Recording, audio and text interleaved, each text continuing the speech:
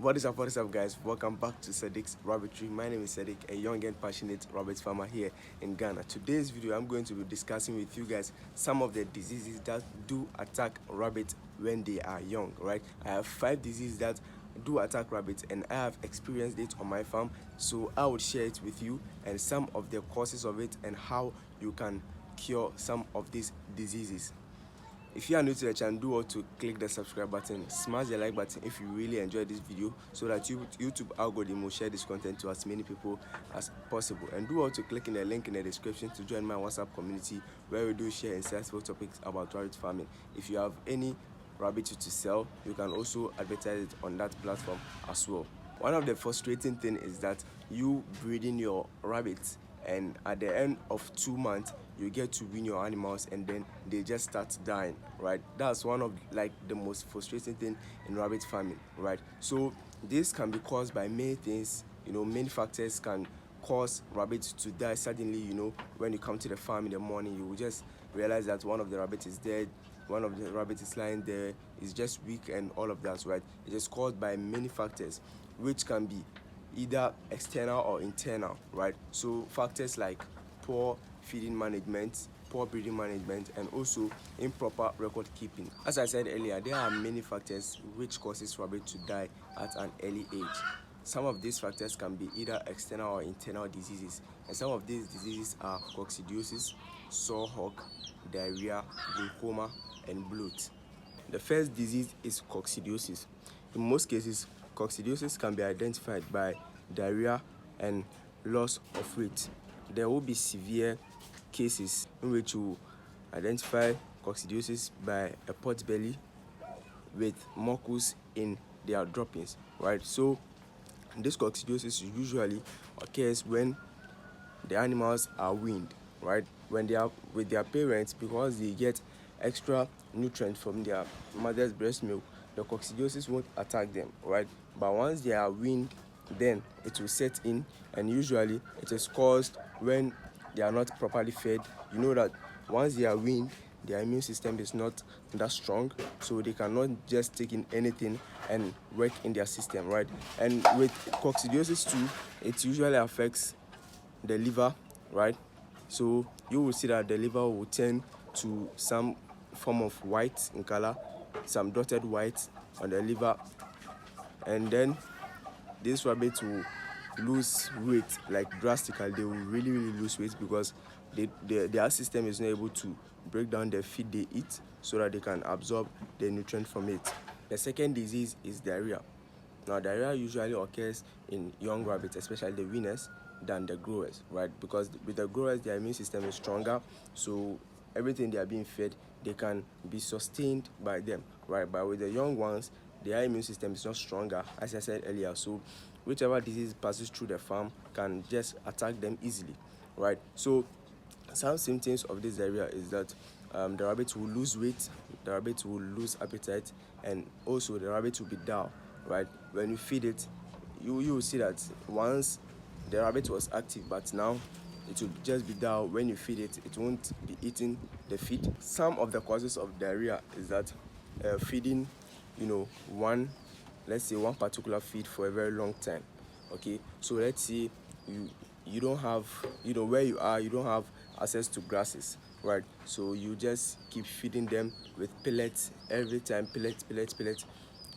It will get to a time where you will see that their droppings will not be normal again, right? Because as you know, with rabbits, their droppings are solid and are round, right? But once diarrhea sets in, you will see that their droppings will start to be in liquid form, right? Meaning by this time the immune system is not stronger to attain certain nutrients, right? So their droppings will turn to liquid form, and so that should tell you that the rabbit is suffering from diarrhea. The third disease is Soaw. Now, Soaw, it affects the hind legs, right? The legs at the back, right? So usually this Soaw will be under the feet. It will be under the feet, just like roundworms. They will be just round and reddish, right? Sometimes too, you will see that the surface of the Soaw could be white, right? And sometimes too, some white liquid comes out of it. If you want to know how you can cure this disease, I have made a video on it, how you can cure it with ivermectin. You can just go and watch it out and see how it really looks like. The fourth disease is glaucoma. Now, some of you might have other names for it, but I call it glaucoma. Now with this, the way it is, it is like a white substance on the eye of the rabbit, right? Especially when they are young, that's when this disease affects them. So you will see that the eye of the rabbit has turned white. It's just like the rabbit will be blind, but temporarily, right? So with this disease, I usually use eye drops to cure it, and it really works effectively, right? I use the eye drop called Ciprolex, right? I use Ciprolex and it's really effective. It works very well. I just use it for 3 days and then that's it, right? It will just go out, right? So with this glaucoma too, when it affects the rabbit, you will see that the rabbit will be losing weight. That's what I have experienced with mine. You will see that the rabbit will be losing weight, and also it won't be eating as usual, right? The rabbit will not be eating as usual. So once you see this on the rabbit, you should make sure that you get an eye drop and then cure it. The last disease is bloat. Now bloat is very random nowadays, whereby you will see that the belly of your rabbit is getting swollen, right, due to excessive gas in the stomach, right? So this can also be cured with olive oil or coconut oil. It really works well, because most of the time it affects the young ones. In most cases, you would realize that most of the diseases do attack young ones because their immune system is not strong, right? That's why I will always say that if you have young ones, make sure that you feed them properly, right? Because that's your investment. That's what's going to make you the money, right? So if you don't look after them very well, then you might end up losing them, and then losing your returns on your investment. Now let's come to the main reason why you do sometimes have sudden death on your farm, right? Now number 1 is poor sanitation, number 2 poor feeding management, and number 3 improper record keeping. Now you might look down on this, but I will tell you that these are some of the factors, like the key factors that do affect your rabbit and causes them to die at early age, right? So with poor feeding management, I made a video recently about it, why it is important to feed your animals very well, because you know that you want to sell them and make your money. But if you don't feed them well, then you might end up losing them, right? With poor feeding management, you need to know that the feed you are giving to your animals is well balanced. Now when I talk about a feed being balanced, I mean that once you are feeding formulated pellets for this week, the following weekend you are not going to feed formulated pellets, you are going to give something else, right? So this will give your animals that time break in order to refresh their system with new feed, right, or with new item. With coccidiosis, I will tell you that if you want to prevent some of these diseases, then you need to make sure that your environment is clean, right? If you are formulating your own feed, you need to make sure that the environment you are formulating the feed is clean, so that there won't be any bacteria there which can mix up with the feed, and then you come and feed it to your animals, then you will just see that they are dying, right? So you need to check all these stuff before making your own feed, and also make sure that you do not feed them with pellets or formulated feed for a very long time. You have to be changing it once in a while. You change it so that they can get balanced. Now with poor sanitation too, most beginners do think that rabbits are just like poultry, where we can keep their dunks maybe in their pens for a very long time before taking it out, right? So they may end up not cleaning up the farm, like let's say once in a while, because they are busy, so they don't get a chance to be cleaning up. So everything that comes from the the droppings of the rabbit can just go back to the cage and then affect the animals. And you do know that most of the times too, they do get some of the diseases from their droppings, right? So let's say in a week you should be able to dedicate an hour or two and then clean up your farm, right? It's very important. Now this will help you to reduce the causes of diseases on your farm, right? keeping good sanitation will really help you, right? So the third one, which is poor record keeping. Now I have talked about this in a couple of videos, right? Poor record keeping always boils down to inbreeding. You know that, right? It always boils down to inbreeding.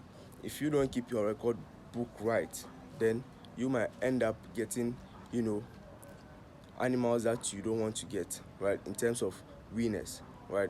Because you know that once you breed sisters together, once you breed the father with the daughter, or the mother with the son, then you can cause certain diseases to occur on your farms, like paralysis, right? Or glaucoma, or diarrhea, and many more. Now the big question is, how can I avoid the spread of diseases? Right, that's the main key point, right? How can you avoid spread of disease on your farm? Now there are two ways, right? There are two ways that I have been using, then it has been helping, right? It has been helping. So the first one is keeping less animals in a single cage, and the second way is sanitizing and vaccinating animals, right? So these are the two ways you can possibly avoid the spread of diseases, right? So one, which is keeping less animals in a single cage. Now you might know that as rabbit farmer, once you start breeding, then you are expecting to have many winners coming in, right? So for example, if you were not ready for, let's say, 30 winners, right? You were maybe anticipating maybe 15 or 20 because you had the space already, but you got, let's say, 30.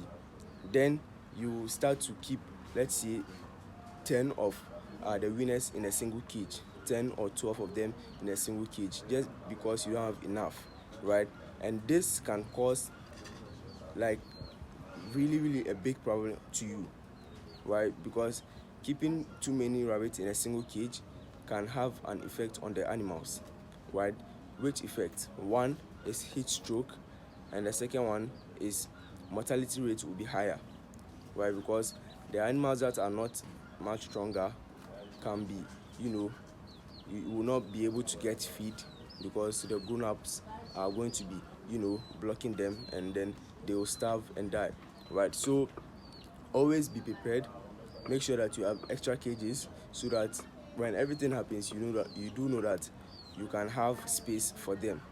The second one, which is vaccinating and sanitizing your farm, right? So once in a while, you should have, this detergent, so that you can use to sanitize your farm. Now what I use to do my sanitization is patholite.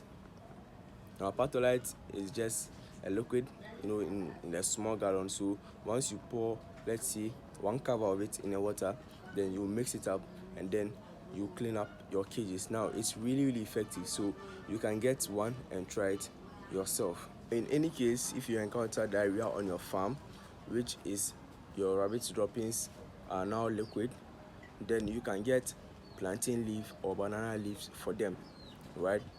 Feed this banana leaf to your animals for 3 days, right? And then they will be fine. If you feed them the plantain leaf or banana leaf, make sure that you change your feeding style. If, let's say, you were feeding pellets for the whole week before they got the diarrhea, then when you feed the plantain leaf, you shouldn't give the pellets again. You should be giving them hay or green grasses, and that will really work for you. Yeah, so that's the end of today's video. I hope you've enjoyed watching this video, you've learned something from it, and I assure you that if you get to understand what I just discuss with you in this video, then you'll be fine. Your animals won't encounter much diseases and mortality as to how others are doing, right? So yeah, make sure to hit the subscribe button if you really enjoyed this video, and smash the like button if you really like this video. And then yeah, I'll see you guys in the next one. Peace.